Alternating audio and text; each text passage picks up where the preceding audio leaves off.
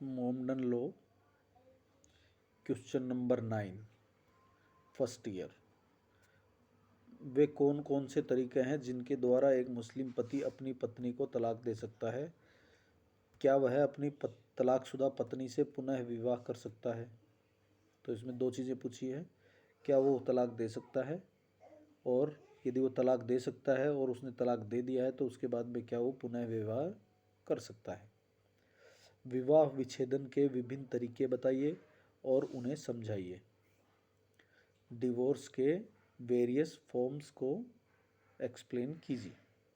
इसका आंसर, मुस्लिम विधि के अंतर्गत विवाह एक संस्कार नहीं होकर संविदा है। ये एक कॉन्ट्रैक्ट है जो कि पिछले क्वेश्चन में बताया था, और यही कारण है संविदा को अर्थात विवाह को आसानी से भंग किया जा सकता है। कॉन्ट्रैक्ट कभी भी खारिज हो सकता है। पति जब चाहे अपनी पत्नी को तलाक दे सकता है। यहाँ तक कि हंसी मजाक और नशे की अवस्था में भी तलाक दिया जा सकता है। अपने प्रारंभिक काल में तो यह अत्यधिक आसान था, लेकिन कालांतर में मोहम्मद साहब ने इस व्यवस्था पर अंकुश लगाने का अथक प्रयास किया। अब उन्होंने देखो अथक प्रयास किस तरीके से किया है, वो भी आपको इसी चैप्टर में पता चलेगा। वैसे पति पत्नी के संबंध विच्छेद को विवाह विच्छेदन अथवा विवाह विघटन कहा जाता है। तलाक विवाह के विघटन का एक तरीका है, लेकिन आजकल विवाह विघटन के स्थान पर तलाक शब्द अत्यधिक प्रचलित हो गया है। सामान्य बोलचाल की भाषा में डिवोर्स तलाक का शब्द का ही प्रयोग किया जाता है। कोसर बी के मुल्ला बनाम state of Maharashtra, AIR 2007, NOC 419 Mumbai के मामले में मुंबई उच्च न्यायालय द्वारा यह अभी निर्धारित किया गया कि तलाक युक्तियुक्त कारणों पर दिया जाना चाहिए तथा तलाक से पूर्व समझौते के प्रयास किए जाने चाहिए। मतलब ये उन्होंने थोड़ा मैंडेटरी मानते हुए कहा कि इसको कोई कारणवश ही दिया जाना चाहिए, प्लस समझौते के इससे पहले समझौते के प्रयास किए जाने चाहिए। विवाह विच्छेद के तरीके। मुस्लिम विवाह विच्छेद के निम्नलिखित रीतियों से हो सकता है। पति या पत्नी में से एक की मृत्यु हो जाने पर तो ऑटोमेटिक हो जाएगा। पति या पत्नी में से किसी के द्वारा धर्म परिवर्तित कर दिए जाने पर, एक आदमी कोई हिंदू सिख कुछ और बन गया तो वो क्या बोलते हैं, तलाक हो जाएगा। फिर एक तलाक द्वारा व्यवस्था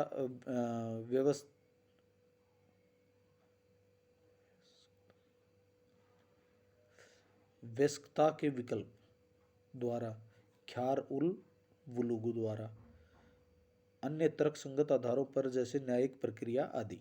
तो ये इन्होंने 5 तरीके बताए हैं। यहाँ यह उल्लेखनीय है कि कुछ आधार ऐसे भी हैं जिन पर पति द्वारा पत्नी से विवाह विच्छेद किया जा सकता है। कुछ आधार ऐसे हैं जिन पर केवल पत्नी द्वारा पति से विवाह विच्छेद किया जा सकता है, और कुछ आधार ऐसे हैं जिन पर पति और पत्नी द्वारा दोनों द्वारा विवाह विच्छेद किया जा सकता है। मोटे तौर पर विवाह विघटन के तरीकों में यह निम्नांकित चार्ट द्वारा स्पष्ट किया जाता है। अच्छा, इसमें एक चार्ट बनाया हुआ है जो कि मैं आपको बताता हूँ। तो इसमें फर्स्ट जैसा लिखा हुआ है, मृत्यु हो जाने पर, धर्म परिवर्तन कर दिए जाने पर, पक्षकारों के कर्तव्य पर, न्यायिक प्रक्रिया द्वारा, मुस्लिम विवाह विघटन अधिनियम 1939 की धारा 2। अब पक्षधारों के कर्तव्य पर के जो हैं वो उसके अंदर इन्होंने थोड़े से 2-3 पॉइंट दिए हुए। पति के कार्य, ठीक है, पत्नी के कार्य, तलाक है, तहवीज़, पारंपरिक सम्मति, ठीक है जी। तो पारंपरिक सम्मति में तो है खुला और मुबारक, और पति के कार्य में है तलाक इला जिहर लियन। यहाँ हमें केवल उन तरीकों का उल्लेख करना है जो पति द्वारा विवाह विच्छेद के लिए निर्धारित हैं। पति निम्नांकित प्रकार से अपनी पत्नी से विवाह विच्छेद कर सकता है। एक, तलाक विवाह विच्छेद का सर्वाधिक प्रचलित तरीका है। तलाक का शाब्दिक अर्थ है अस्वीकृत करना, निरस्त करना, निराकरण करना, मनसुख करना, छुटकारा पाना आदि। यदि कोई भी वयस्क और स्वस्थ चित्त व्यक्ति जिसका दिमाग भी सही हो, अपनी पत्नी को तलाक दे सकता है। तलाक लिखित रूप से या मौखिक दोनों रूप से दिया जा सकता है। लिखित में दिए जाने वाले तलाक का माध्यम तलाकनामा होता है। मौखिक तौर पर दिए जाने वाले तलाक में पति को अपनी पत्नी को तलाक देता हूँ शब्दों का 3 बार प्रयोग करके उच्चारण करना होता है, अर्थात इस आशय से स्पष्ट घोषणा करनी होती है। कुन्नी मोहम्मद बनाम आयशा कुट्टी, AIR 2010 NOC 992 केरल के मामले में केरल उच्च न्यायालय द्वारा यह कहा गया कि मुस्लिम विधि के अंतर्गत मुस्लिम पति अपनी पत्नी को एक तरफा तलाक दे सकता है, वन साइडेड डिवोर्स, और उसके लिए कारण बताने की आवश्यकता नहीं है। तथापि यह स्वैच्छिक मनमाना नहीं होना चाहिए।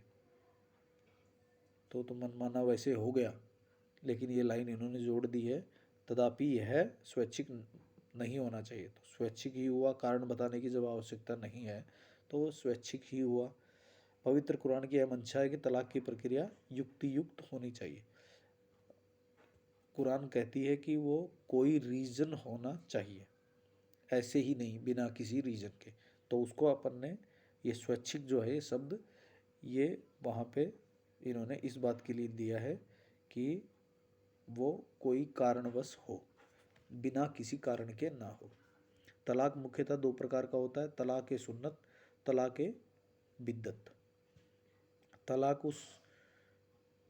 उस सुन्नत से अभिप्राय ऐसे तलाक से है जो पैगंबर द्वारा प्रतिपादित परंपराओं पर आधारित होता है। तलाक उस सुन्नत 2 प्रकार का होता है, तलाक अहसन और तलाक हसन।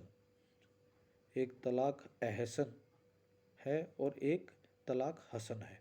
तलाक अहसन का शाब्दिक अर्थ है अति उत्तम, बहुत अच्छा। इसे तलाक का सर्वोत्तम प्रकार माना जाता है। स्वयं पैगंबर द्वारा इसे मान्यता दी गई थी, जिसमें पति द्वारा एक ही बार में तलाक के शब्दों का उच्चारण किया जाता है। ऐसे उच्चारण के समय पत्नी का पाक अवस्था में होना आवश्यक है। पत्नी को इद्दत की अवधि काटनी होती है तथा इद्दत की अवधि में समागम से परहेज करना आवश्यक है। इद्दत की अवधि पूर्ण होने से इसे प्रतिसंहत किया जा सकता है। ऐसे प्रतिसंहरण अभिव्यक्त तथा आचरण द्वारा हो सकता है, जैसे पति द्वारा पत्नी के साथ संभोग कर लेना आचरण द्वारा प्रतिसंहरण का अच्छा उदाहरण है। लेकिन इद्दत की अवधि पूर्ण हो जाने पर यह तलाक अप्रतिसंहरणीय हो जाता है। मोहम्मद शमसुद्दीन बनाम नूरजहां, AIR 1955 हैदराबाद 144।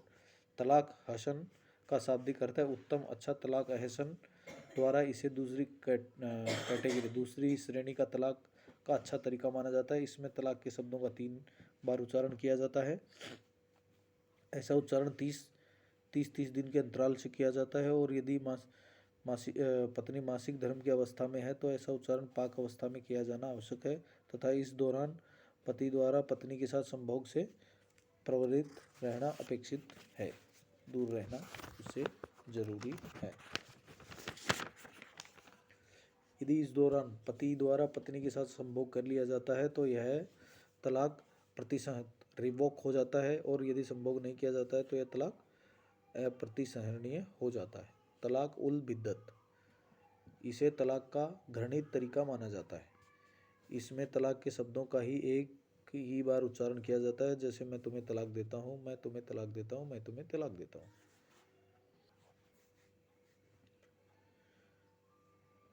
ऐसा उच्चारण किए जाने पर तलाक अप्रतिसंहरणीय हो जाता है। शिया विधि में तलाक उल बिद्दत को मान्यता प्रदान नहीं की गई है। यह इसे निंदनीय अथवा पापमय तलाक मानती है। अली नवाज बनाम मोहम्मद यूसुफ, PLD 1963 SC 51। तलाक के कुछ इस प्रकार भी हैं, जैसे सायरा बानो का ऐतिहासिक प्रकरण। सायरा बानो का जो तलाक हुआ था उसका जो केस है उसके बारे में इसमें जानकारी दी गई है। Saira Bano, union of India, AIR 2017 SC 4609 के मामले में उच्चतम न्यायालय द्वारा अपने बहुमत के निर्णय में 3 तलाक अर्थात तलाक उल बिद्दत को अपास्त कर दिया गया। न्यायालय ने इसे अवैध और असंवैधानिक मानते हुए यह कहा कि तलाक उल बिल्लत मुस्लिम धर्म की स्वतंत्रता का अंग नहीं है, यह कुरान की व्यवस्था के अनुरूप भी नहीं है। न्यायालय ने यह कहा यह तुरंत प्रभावी अविखंडनीय होने से संविधान के अनुच्छेद 14, 21 और 25 का अतिक्रमण करता है। यह मनमाना एवं एक पक्षीय है। दंडनीय अपराध। तलाक उल बिद्दत अवैध और शून्य होगा तथा ऐसा तलाक देने वाला व्यक्ति 3 वर्ष तक की अवधि के कारावास एवं जुर्माने से दंडनीय होगा। मुस्लिम स्त्री तलाक पर अधिकारों का संरक्षण अधिनियम 2019।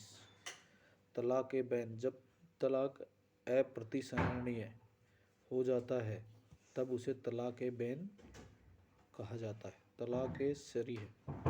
यह तलाक स्पष्ट शब्दों में दिया जाता है तब वह तलाक ए सरीह कहलाता है।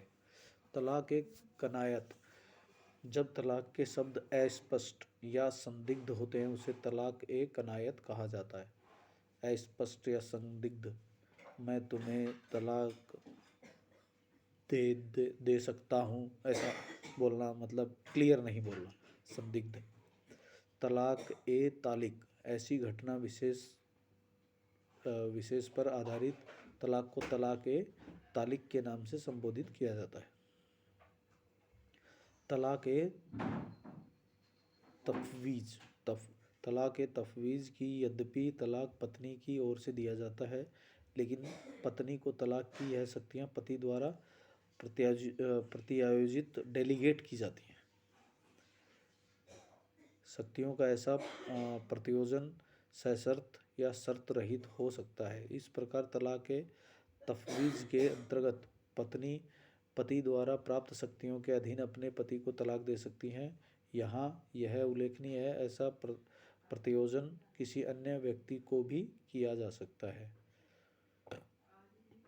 महराम अली बनाम आयशा खातून 1915 9 CWN 1226 के मामले में यह अभी निर्धारित किया गया यदि पति पत्नी को इस शर्त के अधीन तलाक की शक्तियाँ प्रत्यायोजित करता है कि उसे पति द्वारा पत्नी की सहमति के बिना किसी अन्य स्त्री के साथ विवाह किया जाएगा तो वह तलाक की शक्तियों का प्रयोग कर सकेगी तो मान्य है।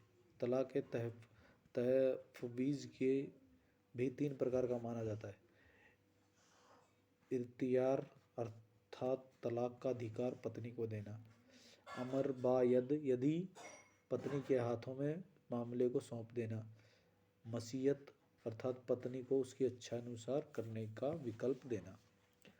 इला का अर्थ है शपथ या प्रतिज्ञा। यह पति खुदा की कसम खाकर पत्नी से यह कहता है वह कम से कम 4 माह तक उसके साथ समागम नहीं करेगा या नहीं आएगा तो उसे खुला रूप तलाक कहा जा सकता है। ऐसी दशा में पत्नी न्यायालय की डिग्री से पति से तलाक प्राप्त कर सकती है। जीहर। जब पति अपनी पत्नी की तुलना निषिद्ध आस्तियों के भीतर आने वाले किसी स्त्री से करता है जैसे वह यह कहता है कि तुम मेरी माता के समान हो, तब यह जब तक पति प्रायश्चित नहीं कर लेता तब पत्नी अपने पति को तलाक दे सकती है। लियन। जब पति द्वारा पत्नी पर परपुरुष गमन का मिथ्या आरोप लगाया जाता है तब पत्नी इस आधार पर अपने पति को तलाक दे सकती है लेकिन यदि आरोप सत्य प्रमाणित होता है तो तलाक नहीं लिया जा सकता। खुला। जब तलाक पत्नी की सहमति अथवा प्रेरणा से दिया जाता है अर्थात पत्नी की ओर से तलाक की प्रस्तावना की जाती है तब उसे खुला रूपी तलाक कहा जाता है। ऐसे तलाक में पत्नी पति से मुक्ति पाना चाहती है तथा उसे उद्देश्य से वह प्रतिकर के पति के साथ पति के समक्ष तलाक का प्रस्ताव रखती है। पत्नी की ओर से पति को प्रतिकर किसी रूप में दिया जा सकता है अर्थात वह मेहर की राशि भी छोड़ सकती है। इसमें 7 पॉइंट है मुबारत। जब तलाक पति पत्नी की पारस्परिक सहमति से दिया जाता है अर्थात एक दूसरे की इच्छा से दिया जाता है तब उसे मुबारत द्वारा तलाक कहा जाता है। इसे प्रतिकर देय नहीं होता, इसमें प्रतिकर देय नहीं होता है। खुला एवं मुबारत में निम्नलिखित अंतर पाया जाता है। खुला में पत्नी पति से मुक्ति पाने हेतु तलाक का प्रस्ताव करती है और पति द्वारा उसे स्वीकार किया जाता है, जबकि मुबारत में तलाक का प्रस्ताव किसी भी पक्षकार द्वारा किया जा सकता है। खुला में तलाक पत्नी की पहल पर एवं उसकी प्रेरणा पर होता है, जबकि मुबारत में पारस्परिक सहमति से होता है। खुला में पत्नी की ओर से पति को प्रतिकर देय होता है, जबकि मुबारत में ऐसा कोई प्रतिकर देय नहीं होता। श्रीमती सबाह अदनन समी खान बनाम अदनान सामी खान के मामले में बम्बई उच्च न्यायालय द्वारा खुला एवं मुबारत में अंतर स्पष्ट किया गया है। मुबारत में तलाक पति पत्नी की पारस्परिक सहमति से होता है, जबकि खुला में पत्नी द्वारा तलाक की पहल की जाती है, उसे पृथक होने का प्रस्ताव रखती है। इस प्रकार तलाक अर्थात विवाह के विघटन के उपरोक्त तरीके प्रचलित हैं। तलाकशुदा पत्नी से पुनर्विवाह।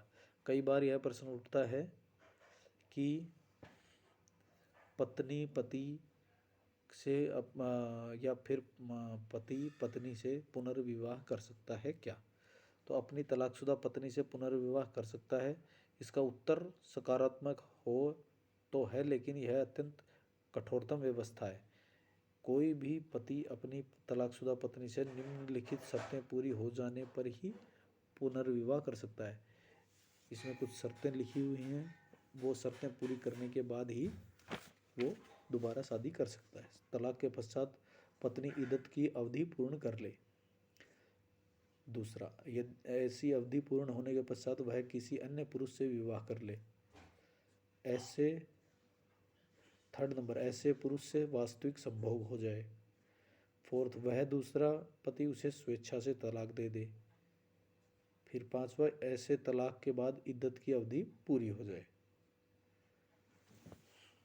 श्रीमती सबाह अदनान समी खान बनाम अदनान समी खान AIR 2010 बम्बई 109 के मामले में बम्बई उच्च न्यायालय द्वारा यह प्रतिपादित किया गया कि खुला एवं मुबारत तलाक में यदि पत्नी पुनः उसी पति से विवाह करना चाहती है तो उसे हलाला का पालन किया जाना आवश्यक नहीं है। हलाल का पालन किया जाना तब आवश्यक है जब तलाक 3 बार उच्चारण द्वारा किया जाए। धर्म परिवर्तन। मुस्लिम शरीय विधि के अंतर्गत विवाह में किसी भी पक्षकार द्वारा धर्म परिवर्तन किए जाने पर विवाह अपने आप समाप्त हो जाता है। और ये है मुनव्वर उल इस्लाम बनाम रिसू अरोड़ा AIR 2014 दिल्ली 130।